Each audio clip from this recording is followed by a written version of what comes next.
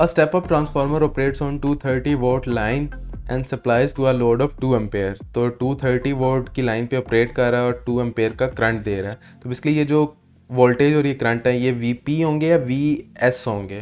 तो ये basically VSS supply किए जा रहे हैं, ठीक है। तो ये हमारे पास सेकेंडरी वोल्टेज होगी और ये हमारे पास सेकेंडरी करंट होगा, ठीक है। इस चीज़ का ध्यान रखना।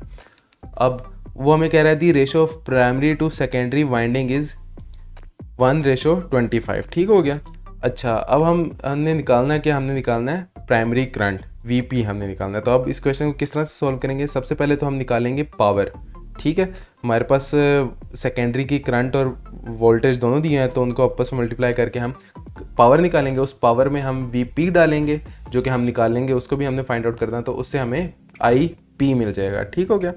तो सबसे पहले तो हम निकालेंगे पावर हम कैसे निकालेंगे, IV, ठीक है। तो सेकेंडरी की पावर और प्राइमरी की पावर सेम होंगी, तो सेकेंडरी का हम करंट और वोल्टेज को आपस में मल्टीप्लाई कर देंगे, तो हमारे पास 460 वॉट पावर आ जाएगी, ठीक हो गया। ये पावर आ गई हमारे पास। अब हमारे पास उसने वाइंडिंग की रेशो दिया 1:25, तो ये NS/NP ना इसको लेना, याद देखो उसने क्या किया, प्राइमरी टू सेकेंडरी, ना कि सेकेंडरी टू प्राइमरी, ठीक है। तो ये नहीं होगा हमारे पास, बल्कि हमारे पास ये होगा NP/NS, तो वो हमारे पास 1/25 है, ठीक हो गया।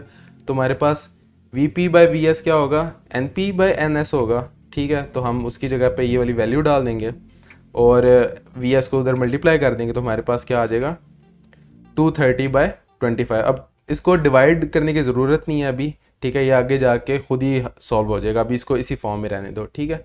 अब हमने क्या करना है, पावर हमें पता है कि =IV होती है, ठीक है। तो करंट को एक साइड पे रखा, वोल्टेज को पावर से डिवाइड कर दिया, ठीक है। तो अब इस पावर को 460 वोल्ट को हमने डिवाइड करना है इसके साथ, ठीक हो गया। तो हम वैल्यूज़ प्लग इन करेंगे, 460 डिवाइड बाय 230 डिवाइड बाय 25, तो इसको थोड़ा सीधा कर लिया, तो ये हमारे पास हो जाएगा ये 1000 और ये 2 से कट गया, और 2 × 25, तो हमारे पास 50 एम्पेयर आ जाएगा, जो कि चार्ली में हमारे पास मौजूद है।